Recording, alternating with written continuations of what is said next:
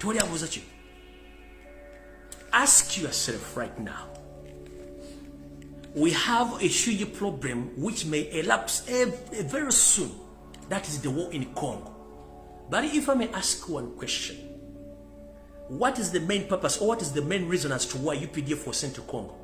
And I must ask these MPs, why is it that Museveni asked for supplementary money in the parliament, which went to construct roads in Congo? For what use? Jebaba gobye basindika billions and billions obala bagenda okola enguudo ngano kampalo di enguudo za bitaka munakivu wenu wansi ku park enkade wona wafu ne mukwata sente zo mu musomo ba parliament muzo Museveni agenda zimbe Congo jibamugobe sawa zino sente za fezi bazitwala mwasi papa mwali musitudde ngala bize mugere munonyesere je bazisindika mwazi wani sente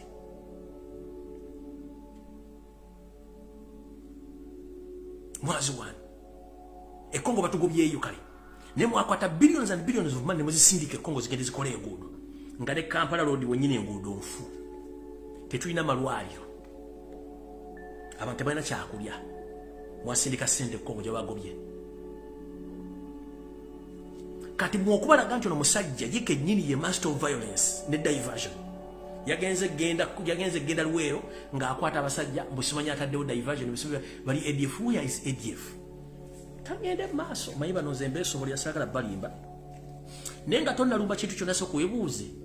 abafunye sente abalanga tebogera the likes of DP FDC Jema NRM nobody is talking because it was an organized self-destruction plan which was planned by Museveni because these people whom you claim that to be opposition they are not, they are just there playing games to distract or to kill Nup jointly. It's a joint effort. That's why you see oli tuteruzira ne munne bali badu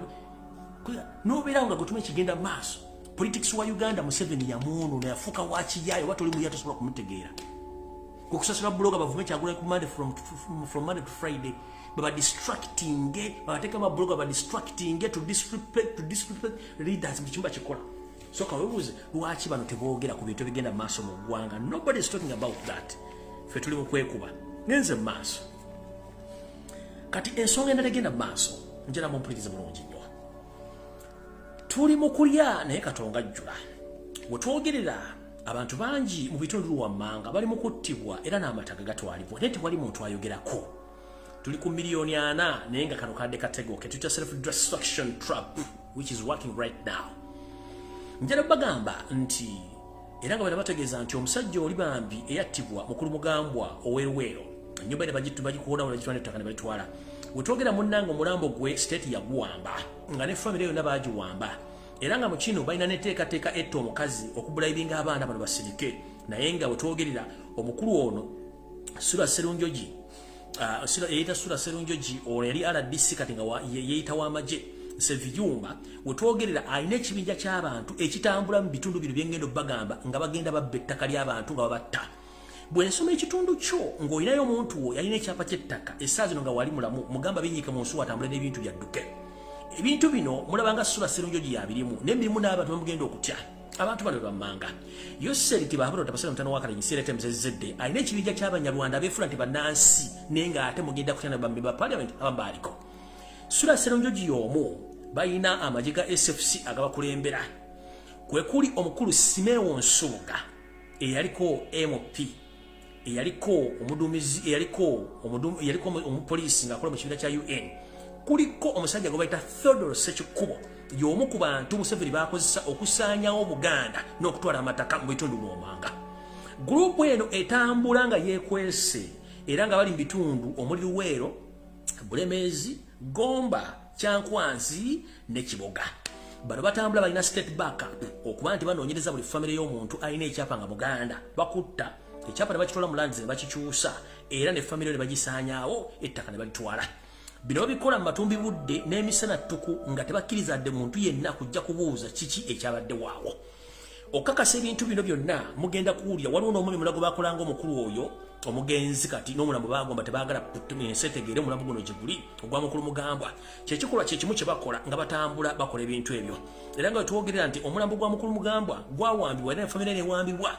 okutwalibwa nga n'omulabo teryamu gye gumanyi gye guli nga n'omukazi kennyini bapulaninga omutta nti ayinza obafuukira ekizibu so omukulambo gwa mugambwa SFC yaguwamba n'abaana babawamba nga bagezaako batiisatiisa okuba nti bakola ki nti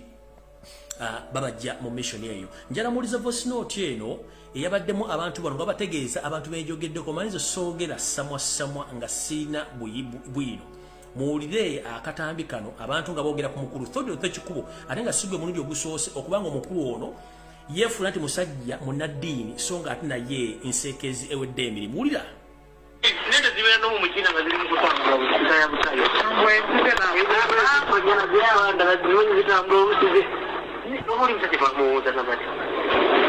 osanga obusi 10 ziri omukina tebazikubona zikwateyo tezirina gyezitambula ziro nezikwakyalina waalisiza nteze kalina tamanyina gye ziri nakati Wamaluri Angelo Juka twagala mwalo mujaba natugamba alina bantu basekikuba mulabi ko yokusaba bwanga bulali abaddeyo manyi bale yavudde nayo bakanga yabanyokuba yala twabagamba baba babifuna mutu ili kubalesese mu obadde kakaliyo lwaki omuwola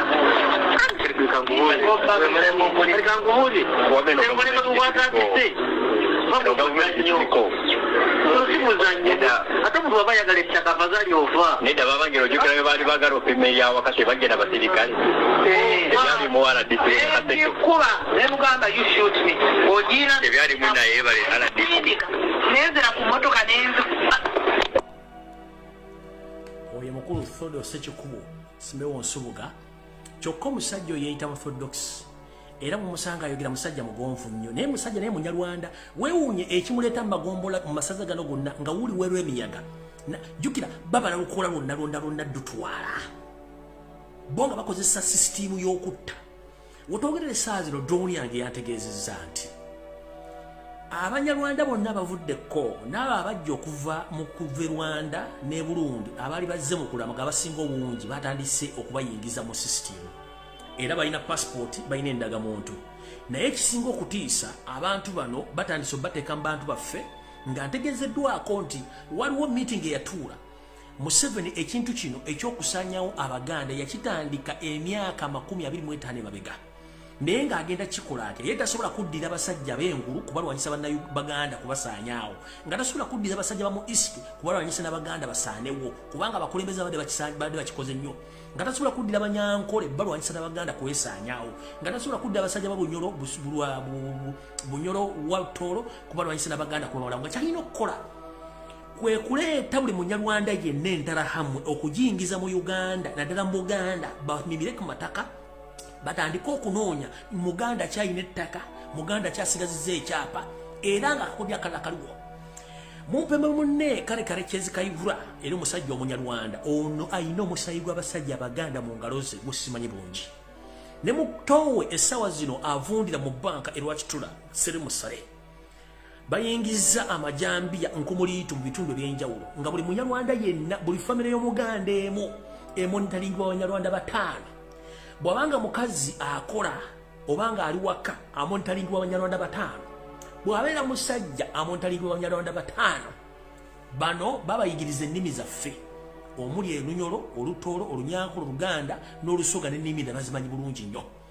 gwoyinza okuba otambula naye nga waliwo abantu bakutambulirako nga tomanyi yensonga lwaki mulaba nti kati nebatta omuntu njala mukyawulira muli gona ku radio nti eruweero omusasi waffe agambye njala mugende ku radio muziwuliriza Nyeri TV nti gana mule gafudde Luweero gano gafudde Kyankwasi gano gafudde Gomba tebakyabisoma era okukwata ng'osindika eggulire lyonna erikwata ku ggula nti waliwo omuntu gwe basse wano oba ettaka lya gundi balitwala njala mumbuulire mu bukyanga tutandika omwaka guno video kigi mwandibera ku televiziyo nga boogera ku ttaka nti bagobye abantu ku mataka njagala mbi video kigi wali olebe nga balaga olali bagobye abantu ku mataka nyaba bali mu kugoba ku bantu ku mataka bali kubatta njala babuuza video kigi wali olabye kebere NTV kebere BS Telefina kebirani nga bakitadde ku radio wadde TV mbuulira muli ko bakaddaana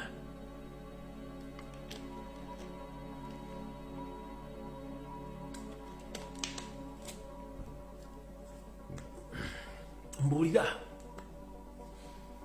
gwembulya wasanya kalo Charles Prima igasalo nga mulengeja buchanga fuka katikiro wa Uganda yali yagenze kuwali akatamako konna akalimu ettaka mu Buganda njagala mbulyewo Mayiga yali agenze kutaka ki mu Buganda libali bagubye kaba tunayimirira unayogera n'abantu abo